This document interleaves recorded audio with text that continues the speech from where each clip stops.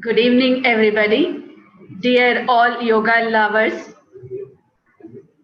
Raj Yoga Center and Embassy of India, Muscat welcomes you all to the enlightening session with Sister Gopi. So these are the series of programs celebrating International Day of Yoga. So today's topic is an integrated life for strength and immunity. So I would like to introduce today's speaker. Sister Gopi is an international speaker and spiritual educator, a practitioner of Raj Yoga meditation with the Brahma Kumaris for over 40 years. She travels extensively, emphasizing spiritual values and growth as an essential ingredient in sustainable social economic development and organizational effectiveness. In this capacity, she has spoken and run seminars of government platforms, ministries, business, social organizations, and NGOs worldwide. She has over 25 years of experience coordinating projects promoting the inner principles of leadership for young leaders, women leaders, senior executives, and thought leaders from diverse fields. She has overseen the growth of International Youth Forum, and also she coordinates Choose Change Become in Oman. So I just welcome her and uh, invite her to share on today's topic. Sister Gopi. Thank you. And many So thanks. I would like to request you to unmute here. You are not audible. Can you hear me now? No, it's not audible. I'm unmuted. My sound is working. Is there something from your end, maybe? My sound is working. I can hear you. So maybe your speakers. Shall I continue? Yes, yes. You're welcome. Thank you. Thank you very much for this warm welcome and also this invitation to meet everybody in Oman in such a special time. We are living through unprecedented times in humanity. And as I continue to speak to people across the globe, it seems that amidst the fear and also the kind of fluctuation that such events bring, that the COVID crisis has brought on, it's also bringing out something very, very positive in people. People are talking about having the opportunity to spend more time with their families. And of course, that too could have a downside because you're with the same person 24/7. But it also is an opportunity to work through things that we've perhaps never worked over, we've just glossed over.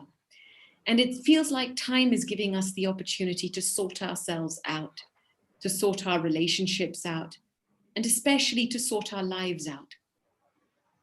So much of the product of our health is a combined effort at many levels. And that's why you can't tackle health of the body in a mechanical way alone, or a biological way alone, or perhaps even a chemical way alone. When we talk about biological, we talk about exercise, we talk about dealing with different organs of the body. When we talk about chemical, we're talking about food combinations that create minerals and vitamins in the body. We talk about medicine. And so what I feel at this point in time is that we need to take a close look at every aspect of our life, because our immunity has a very, very deep connection with our sense of self-respect. And our sense of self-respect has a very deep connection with what we think, what we speak, and what we do. And if there is a disconnection between these three elements, so if we think this much, and of what we think, we speak this much, and of what we speak, we do just this much, it creates an imbalance inside us. If we tend to overthink and overspeak, it creates a burden of waste inside us, inside our conscience. If we do things that go against our basic human value systems, and we speak lies, we tell untruths, then we add more burden to our conscience.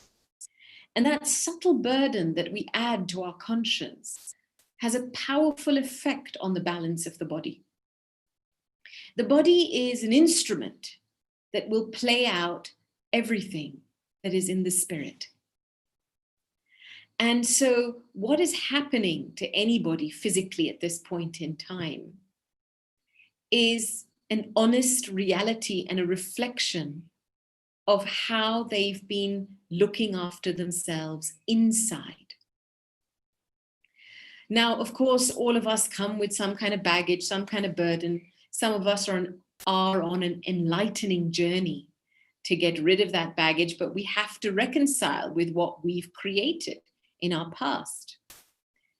But I think for strengthening our sense of resilience and our immunity in these times, we do have to look at strengthening something else that is deeply at its roots, and that's our self-respect. And in a minute, I will go on to explain the components of self-respect that help to create an integrated life. Because, we may live in isolation.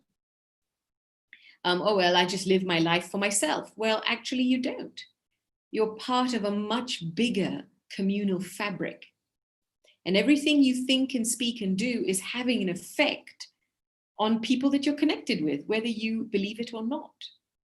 It's because at the end of the day, we are all energies of being, right? We are thinking, living beings, and that energy emits a powerful vibration.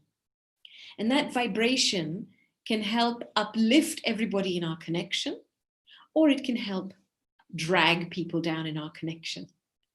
It's really hard to believe sometimes, but I've often seen this, where if I'm thinking about someone, and if I'm not thinking very good thoughts about them, then when I actually meet them, there'll be an energy between us. It's almost like they've picked up that energy and they're not comfortable with me in my presence, and I won't be comfortable with them in their presence. Even if they have nothing against me, they'll feel, oh, there's something here, because my thoughts have generated a negative energy around my aura that they are feeling and picking up. And so everything we think, we are communicating that energy out into the universe as a field. And accordingly, we will be responded to on the basis of that. So, self-respect is a very deep subject. And I want to take that up in relation to the body, self-respect in relation to people, and self-respect in relation to a task, especially what we have to do. So a little bit about that later. But in the first instance, I do want to speak about the subject of sorrow and trauma and pain and emotions, especially a little bit. Very recently, of course, we've been watching in the news about George Floyd and the Black movement and the anti-racism movement. And of course, it's been a very powerfully heartening time to see so many voices for equality. And a recent conversation with a colleague of mine who was reading a particular book, and I have to confess, I can't remember what the name of it was. But within that book, as it explores the trauma of Black lives through humanity, the author discovered that the trauma actually sits in the body, because the issue with race is connected with the skin, and skin is part of the body. And so the feeling of the trauma of being discriminated against, of being separated, of being excluded because of the color of your skin, that trauma lives in your body. And so there's something about that really made me start to think very powerfully that, we tend to see our lives through just a human body experience, when actually there is another level of experience that's open to us that is perhaps bigger than just the human experience. Because sometimes if we just limit ourselves to being humans, we forget about the power of the being. And we then subject ourselves to being victims of the human experience. Now, so many things happen in the human experience. It's a polarized experience. So there's right, there's wrong, There's good, there's bad, there's victory, there's defeat, there's praise, there's defamation.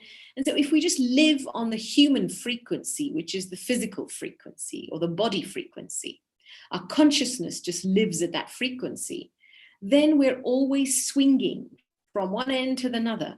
We'll be really happy if somebody praises us. We'll be really down if somebody defames us, right? And then at the same time, it will be really happy if we get victory, we're victorious in something. And then on the other side, we'll be unable to face our failures. So there is this thing that when our consciousness is trapped in just a human frequency, then we are subjecting ourselves to being victims of a human experience. And in this case, it's our race, our color skin. And that's what affects the core of our self-respect. Because in that moment, if I identify myself just only by the color of my skin, then what I'm starting to say is that this is who I am. And so everything that happens to my skin happens to me. And actually, perhaps that's part of the truth, but not the whole truth. That when we actually step back and we look at the being element of a human, then we start to realize that the being element has the ability to rise up above human polarity and come to a place of compassion, of forgiveness, of peace, of truth, of love, of mercy. These are very, very powerful components of the frequency of being. Being something inside. I am a being inside this human skin, having a human experience. But who am I? And I think as a human race, we are now confronting identity at a very, very deep level. Because if we do not confront the subject of identity, then we cannot look after ourselves well. We can be doing all the exercises in the world. We can be doing all the right diets in the world. We can be eating all the right medicines. But if our center of self-respect is displaced away from our being, then very little effect happens of the exercises we do. But whether they're hatha yoga exercises, whether they're plain cardiovascular exercises, whether they're any type of exercises, because attitude plays an incredible role in revitalizing, transforming, reforming physiology. It plays a huge role. If you don't change your attitude, you won't be able to transform your health. And I've been practicing pranayama lately, and it's been an extremely helpful practice. And I've noticed that parallel to that, as I sustain my internal being experience, where I finish my pranayama with about 10 minutes of meditation or 15, it completely enhances the effect of the exercise on the body. But if after my pranayama, I continue to rush about my daily work, then I've just cancelled the effects of that particular activity on my body. And so combining the being experience with the human experience is essential to maintain a balanced sense of self-respect and a balanced immune system. Because psychosomatically, immunity and strengthened immunity is connected with feeling good inside myself. And feeling good is not just a hormonal experience. Yes, your hormones will go what they do, but feeling good is a mood experience. It's a mental well-being experience. It's an emotional well-being experience. In the health field, they often talk about 3 dynamics we have to cover to be able to support complete health. And of course, it's biological, the body, the physics, whatever exercise I need daily to maintain the physical organs. And then it's the chemical, it's the food, It's the medicine, the alternative medicine I may be taking that creates chemical reactions that strengthens the amount of vitamins, minerals, amino acids, etc. that I have in the body. And then the third component is mental and emotional. And if I was to put a percentage on all three of them, the biggest percentage would be with the mental and emotional. Because if that is blocked and stuck, then the other two don't have an effect. The other two have a maximum effect of 10%, 15% on total health. Mental well-being and emotional well-being have almost 60% effect on well-being, especially on an immune system response. I have been with several people over many, many years, be they gone through depression, my own family through cancer, and I've noticed souls, individuals that have a very solid sense of their own self and self-respect. They pass through the disease much quicker and the treatment much quicker than those who don't. Those who don't, their own thinking processes, their own negative belief systems drag them down into an energy that just pauses the whole immune system and freezes the ability of the cellular response to growth. Because every time I think to myself or I say to myself, I can't do something, in that moment, the cells in my body are listening to this. And as they're listening to this, they will respond with that same energy because that's the instruction they are receiving. I can't do this, so they just stop. And that's why at a very, very deep level, when we look at an integrated life, we have to look at the basis of our self-respect at a much broader level and to understand that that's the key to immunity. So when I look at self-respect at the level of the self, for me, it's very simply, to what extent have I cultivated clean feelings, clean thoughts for myself and for others? This is a massive exercise that requires concentration power. Within Raja Yoga meditation, we have a number of different practices that support mental and intellectual cleanliness and concentration. Because when you have a practice that keeps your mind clean and your intellect focused, then you can rise above your old habits of thinking and feeling. And if you don't have a practice that works with your intellect and your mind, then your mind and intellect are just slaves to your past habits. They're slaves to the influence of other people's ideas and projections. And so they're like, they don't have a rudder, they don't have an anchor, and they just move and float about.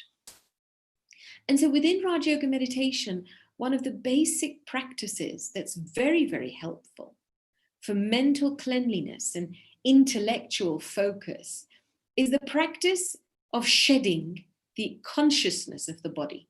We call it the bodiless stage. And this is a pose that's required for the intellect. So just as Hatha Yoga has various poses for the body, there are certain poses we need to put our mind and intellect in and hold that in that pose for a period of time. And as we do that continually every day, and we make time for that, you will start to see a stronger functioning unit up here. When the mind becomes stronger and feels good, and the intellect stays more focused and concentrated, you are suddenly in charge of your life and your human experience. You can choose how you want to be. But if up here you have no control over any of these things, and they're heavy and they're depressed and they're all over the place, then you have no control over the rest of this chariot either. So there's a couple of practices I'd like to introduce to you at this stage. And the first is very much this experience of being bodiless, of just shedding the consciousness of the body. So I'd like you to join me for a few moments And wherever you're sitting, sit up straight. And just take a couple of deep breaths in through your nose and slowly out through your mouth. And as you do so, allow your body to relax.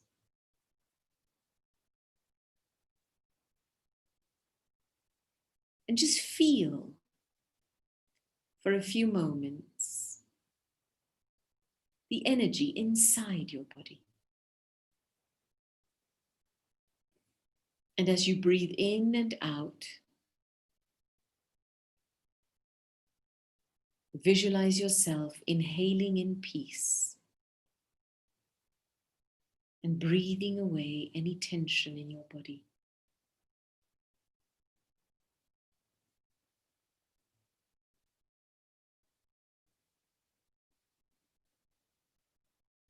And now very slowly, take a step inward into the room of your mind and visualize this room as a control room with lots of different switches to different parts of your body.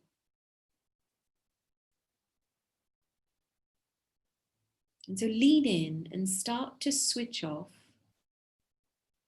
the energy to your feet and legs. Switch it off. All cellular, electrical impulses, cellular connections cease. Then your knees and your thighs, switch off that switch. And then your stomach and your chest, switch off that switch.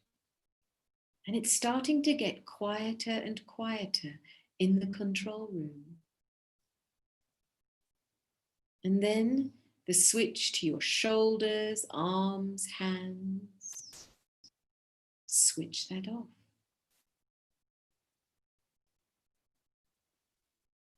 And then the switch for your neck and your face. And as you switch all of that off, you are left as yourself, as a being of energy in the silence of that control room. Everything has become completely quiet. And I, the thinking, living being, am a being of energetic light.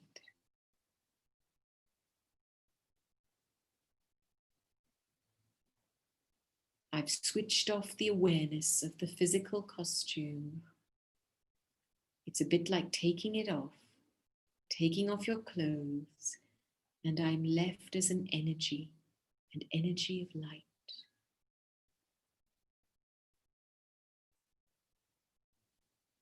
And I visualize myself as this being of light that is free to be without any pulls from the physical.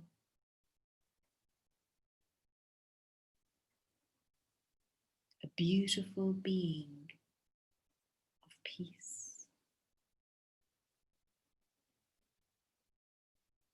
And I say to myself inside 3 times slowly, I am a being of peace.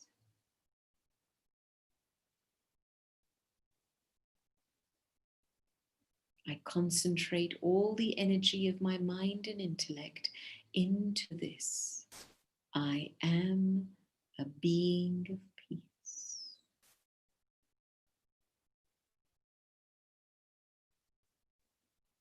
I am a being of peace.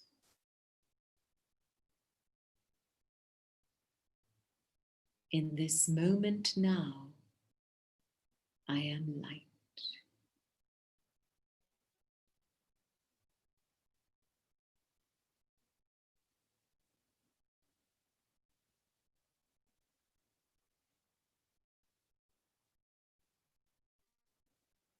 And then when you're ready, lean in and begin to switch on all the different parts of your body on again. Starting with your face and neck, shoulders, arms, hands, chest, back, stomach, your legs, your knees, your feet. And now you're connected back with the awareness of your body, but you're more peaceful inside.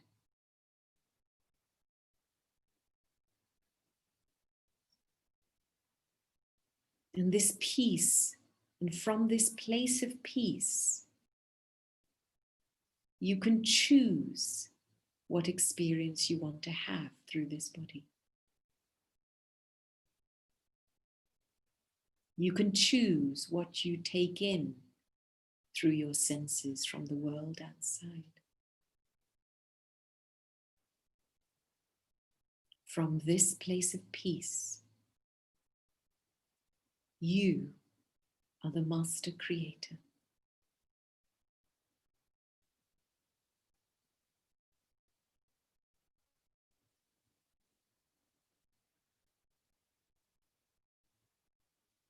Thank you. When we talk about yoga, yoga means connection. And of course, there are different levels of yoga.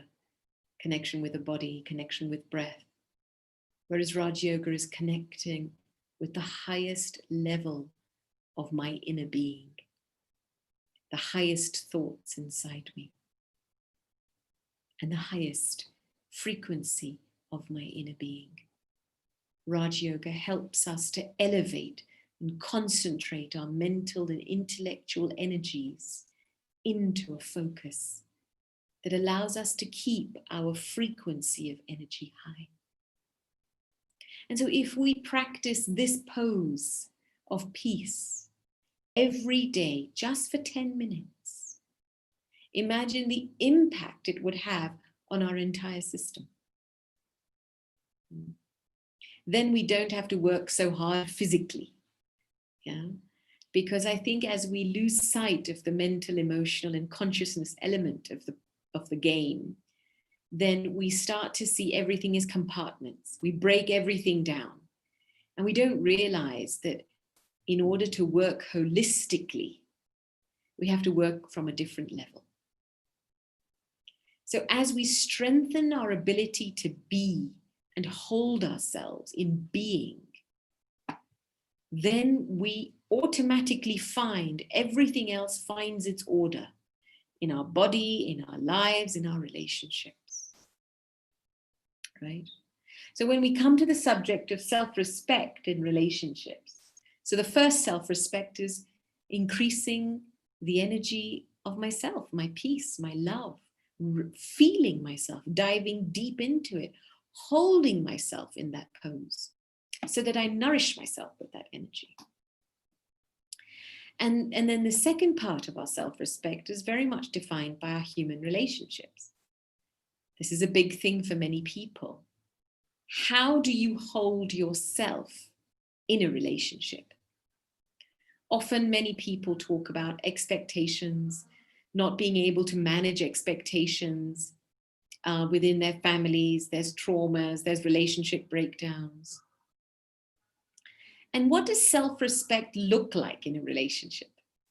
Especially for women. Women have a tendency to always put themselves at the bottom of the priority list. Everybody else comes first and they come last, if at all they're on the list. And if you are a young woman or a woman listening to this, I will encourage you to write a priority list and put your name at the top of that list and just consider, what would your life look like if you gave yourself time and energy first? So that's just something I'm going to throw out there because I think that's very important for us to consider. One of the reasons why we feel suppressed and why we feel pushed down in relationships is because we've put ourselves at the bottom of the priority list. And we've bought into an illusion in our relationships that if we please people, then, if we spend all our time and energy making them happy, then we'll be okay. And actually quite the opposite happens. We end up doing so much for them and they don't appreciate it and they don't thank us for it. And we are left feeling worse and worse and worse, unappreciated, unacknowledged. And so there must be another way. We have to cultivate our happiness first. And so it's very important in relationships that, first of all, you secure time with yourself and that every day you have time with yourself to keep your own energy up. And then when you enter the sphere of relationships, the pose in Raja Yoga, one of the other practices of meditation, is fueled by the understanding that I am a being that is an actor playing a part through this costume. I have my unique part, you have your unique part, and that we're part of a much unlimited play. And so when somebody else is playing their part in a play, I don't interfere. I let them play their part. I don't take it personally, but I play my part. And so the practice of being a detached observer is very, very important in relationships. Most people, they have their own karmic package and their own karmic life. And they, at the end of the day, every single person has to find solutions to their own karmic situations or problems, we call them. They're not actually problems, they're just karmic pickles. And so every person has to find their own way out of it. And when people are in a lot of pain and hurt, they just dump all their stuff on you. And then we are led to believe we have to save them and rescue them. When actually we don't. Because what people want is they want to feel supported. They want to have a good vibration from us. So they just require us to be in a good vibration so that they can realize what they have to do. But for us to stay in a place of neutrality and be ourselves, one of the practices that's very helpful to maintain self-respect is the subject of being a detached observer. Now, why I say this is because studies in science have shown very clearly, and also in the field of psychosomatic, is that the immune system is affected by grief and by a sense of loss. And these two emotions are most experienced in human relationships.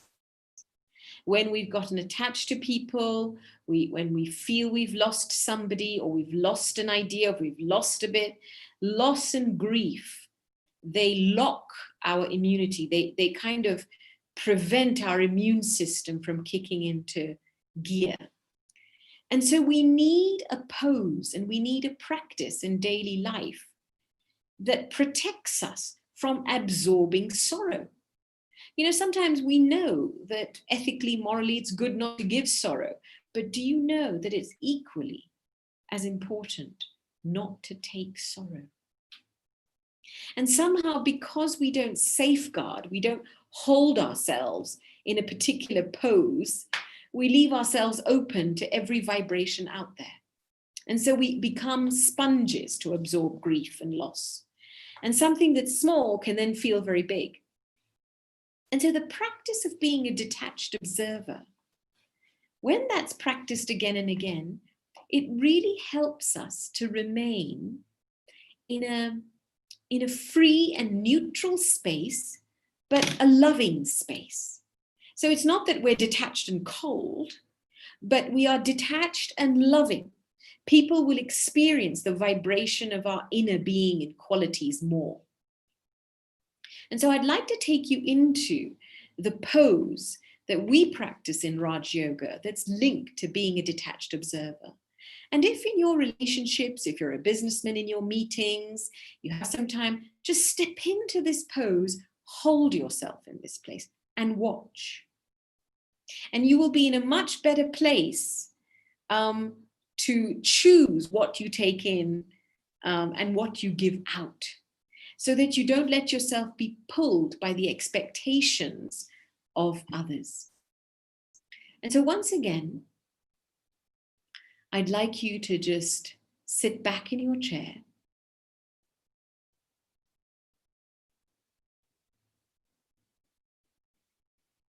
And just take a couple of deep breaths in and out.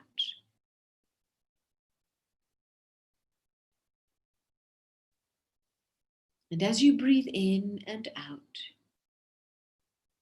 enjoy being in this present moment now.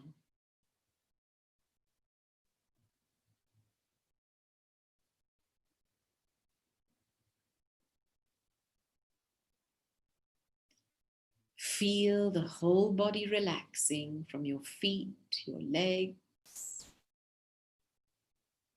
your knees, your stomach, your chest, shoulders, arms. Breathe and release all tension.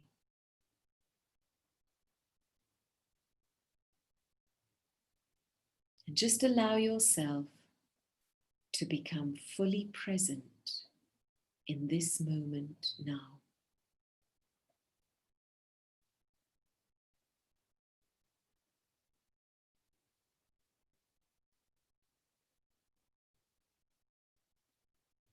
And now, let's turn our attention inwards. And this time, I want you to walk into the room of your mind. Open the door of the room and walk inside, and it's a wonderful open room. Visualize the room as you would like it.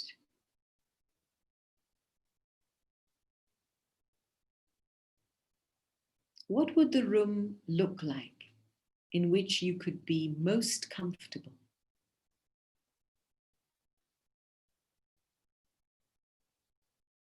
Now imagine in the center of the room, there's a comfortable chair. Go and sit down. And this chair is opposite some tall windows. And as you relax into that chair, you release everything of the day, all the masks, all the roles, and this is time to be yourself.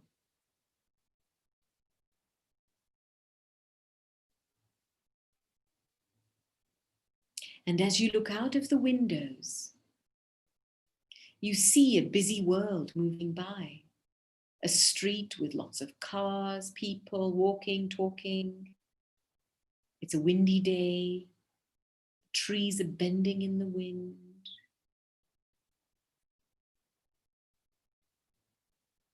And yet, you become aware of the quietness and stillness inside. You are inside, and everything else is outside.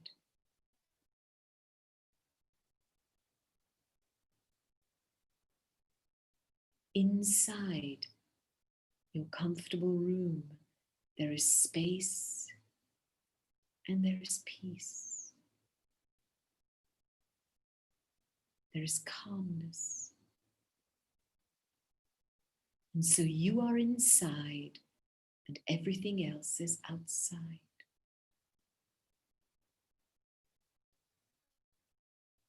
It's as if you're watching the world go by. And in this moment, you are sitting in the seat of being a detached observer of life.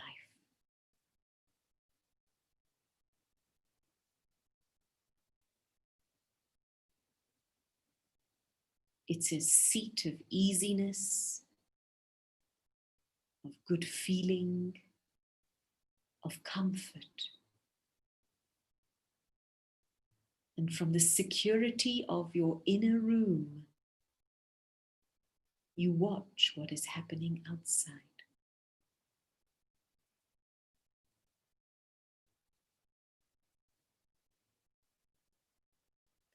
hold yourself in this pose of being a detached observer for a few moments now. And let yourself experience the peace and calmness inside.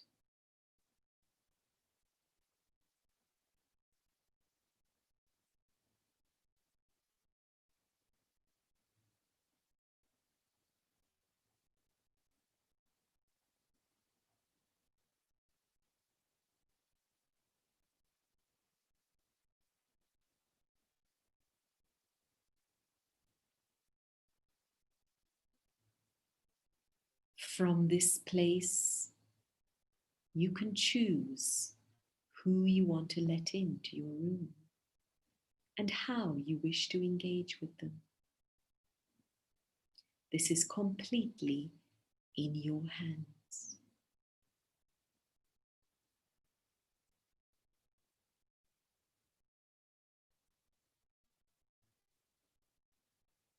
Thank you. So the more you take time to strengthen this particular position every day of being a detached observer, it will help you sustain your self-respect in relationships and prevent you from absorbing any sorrow or grief that will eventually compromise your immunity. And just the last subject of self-respect and the task. We all have many, many things to do. This is the complaint that many people have. I have so much to do. And so people are busy, but in that busyness, they're not focused, they're not purposeful. These people don't know sometimes why they're doing what they're doing. So it's very, very important in your day-to-day life concerning your work that you have priorities, that you are doing what you are meant to be doing, not minding anybody else's business. Because sometimes we can spend so much time trying to help everybody else that what we have to do gets left behind. So I would suggest that it's extremely important, first thing in the morning, to make a list and to be clear about what you need to do and to make sure that you accomplish that. And then, of course, if there's any space left over, you're free and available for others. But if you don't stay on top of what you have to do, that burden of lagging behind, of procrastinating, that also has an effect on your self-respect and consequentially on your immunity. Now, let's say you've done that. You've prioritized, you've taken time in the morning peacefully to see what are the things today that need my attention. Just be very natural with it. Don't force yourself, I should be doing this, I should be doing that. It doesn't work like that. Sometimes there are things in your life that don't need you at this point. You might think you need to be everywhere, but they don't need you. But if you sit in quiet in the morning with yourself, and from that place of being inside at peace, just feel, what is it that needs my attention today? And just note that down. Because your conscience will tell you, it's picking up the vibration of where you are going to be needed. And so that will give you a very natural flow for the day and a focus for the day. And then as we go about our day and we're doing our activity, another pose of yoga, intellectual yoga, that's very important and very powerful in Raj Yoga. It's what we call the full stop pose. It's what we call the traffic control moment, where you manage the expansion of your thoughts about what you're doing. We lose mental energy because we overthink. It's as simple as that. And if we can't control the brake of our intellect, then we, just by the nature of overthinking about something, we get trapped in it. And that's why when we go home, we can't leave this behind, because we've just thought about it so much that our identity is completely trapped in it, that we take it wherever we go, in the bathroom, at home, in the bedroom, and we can't shake it off. So this practice is so, so important. You can do whatever you want, whatever you want in the day, but if you adhere to this one practice, it will keep you free at the end of the day. You will be able to walk away from what you do and not let it follow you home, for example. And this particular practice is the full stop moment. It's literally just this. Apply 2 words, a not and a dot. So this is the mantra I'm going to give you. So a not is just check in this moment, what I'm thinking, what I'm speaking, and I'm doing. Is that necessary right now? If it isn't, apply a not, put a dot to it, and move on. So it's literally about continuing to put a brake on things that are not beneficial. And it's very, very helpful to stop at least a few times in the day. Yeah, for those of us that have a reflective practice, we do stop in the day. I know in the Middle Eastern countries, we have the beautiful times for namaz, time for prayer times. Those are moments to stop and reflect and redirect yourself. And it's very important to just stop the controlled traffic of your thoughts about something. So let's practice this for a moment. Wherever we are in this moment, I'm just going to invite you into a moment of silence. And in this moment of silence, I'd like you to just imagine your thoughts like a web, and that web is being swallowed up into a point.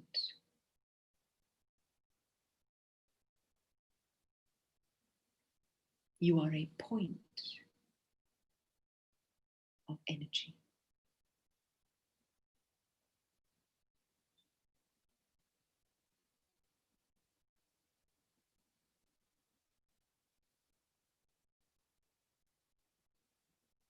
Release yourself.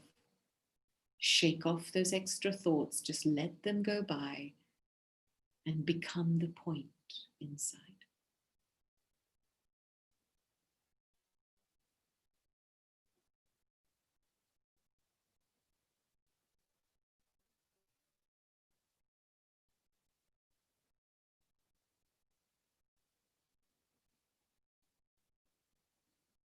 And so as I let all my energy come into the essence of a point of light,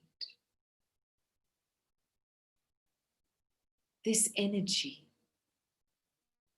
I take into the next moment.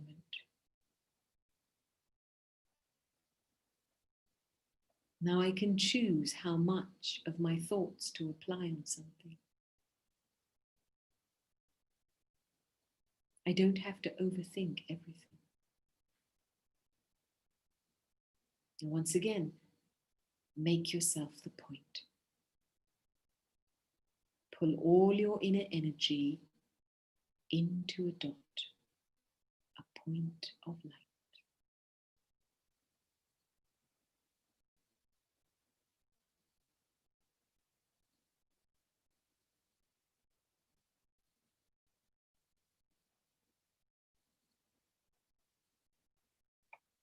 Thank you. One last note before I close. It's so important to understand that as human beings, we are integrated in a much bigger game plan. And that game plan is us, the higher, the divine, the supreme, God, whatever you may wish to call that energy, and the drama of life. There is a balance sheet. There is a movement of nature that is happening around us, of circumstances that are playing themselves out as we evolve. And so for me to understand that I am not in control of everything that is outside me, and that I can influence what happens, but I can't control it. And so how does that affect the way I deal with things? When something and everything outside me has its own moment of change. So me worrying about it is not going to make it change faster. Everything in nature has its time for change. We can't push nature to change. It's the same with our human bodies. It's the same with human relationships. It has its own moment in time for change. So let me respect that space and not fill that space with unnecessary thoughts about people or things that I can't change. That's very, very important at this time. So as you continue to clean up your life, first starting with yourself, in your relationships, with your work, I sincerely hope that these 3 practices of mental yoga will support that process of integration so that you can truly build a solid foundation of self-respect that can support your overall well-being and especially strengthen your immunity to face challenging times. Thank you very much for listening, and I wish you all the best in everything you do. So a small question like, yes, in this pandemic situation, everyone are being asked to increase their immunity system. So you took us into the different aspect of the immunity. So people think of like building their muscles or making their bodies strong. But until and unless we are mentally strong enough, when we are not in our self-respect, we can see that people even who are young adults, so they are not having any diseases other than that. So with just even the mental stress, they are dying. So even this is very much important. So how you really say that like mental stress means is more affecting with that situation. So it's very clear that is really helping us a lot. Well, you know, one addition to this is that there are 3 steps. When I practice this yoga, I'm holding my energy. It's me as a being, and the energy of my being is flooding my mind with good feelings. And so it's keeping my feelings good. When we don't practice being enough, then our mental energy scatters everybody. We overthink about things, we do things. And what we do is that the influence we absorb, it changes our feelings and we become emotional. So our emotional well-being, our mental well-being fluctuates and our emotions go down. And when that gets affected, it has an impact on freezing our immunity. So people who don't practice being enough, right? Really being enough, they cannot develop mental strength and emotional well-being. And so all the different poses I was describing today are very much poses of being. And just as much as we exercise all the physiological aspects and we learn new skills and we think new ideas, we've got to exercise the being inside, the ability to hold ourselves in silence, in peace, in love, in freedom. And the more we strengthen that ability, it has an automatic effect on our mental well-being and emotional well-being. So for this, as a small tip, every day, what as an individual need to do in that way to strengthen? I would suggest that every day it's really important, and now it's non-negotiable. People have to take time out in the morning and in the evening for a little bit of meditation time, being time. Because science tells us that when you wake up, in the first 10 minutes of waking up, whatever thoughts you think and feelings you have, it sets your mood for the whole day. And we know that mood is a very powerful thing. If you're in a good mood, everything's great. Even if it's rainy, it's great. But if you're in a bad mood, even if it's a sunny day, it feels terrible. So in the morning, the first 10, 15 minutes of your morning, make those precious. Create a beautiful space in your home, play some music, play a commentary, lift yourself in the morning. Good morning, self. Good morning, God. Think good thoughts in those first 10, 15 minutes. Really feel good in those 10, 15 minutes. Not good morning mobile phone, where you're listening to everybody else's thoughts and everybody else's rubbish, but good morning self. So stay away from your mobile phone. And then the second thing is at the end of the day, before you go to sleep, because science also tells us that during sleep, whatever you have in your short-term memory goes into your long-term memory when you sleep. And so in the day, we pick up so many things in our short-term memory.